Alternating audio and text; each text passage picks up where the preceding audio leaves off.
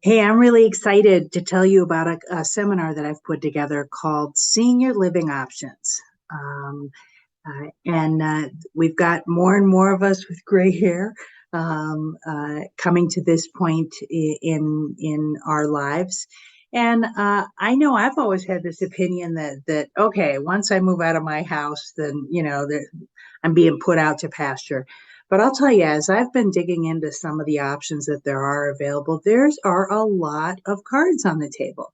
There's some, whether or not you want to age in place and make your house safer and more accommodating for you to do that, or you want to move to independent living, which, as I'm looking at more of these, that's like, the love boat without the water. It's like a cruise ship. There are a lot of options out there. And this class will give you the first step of an overview on what are your options, what are the expenses that might be associated with those, and let's get started with coming up with a good plan, or at least seeing what those options are.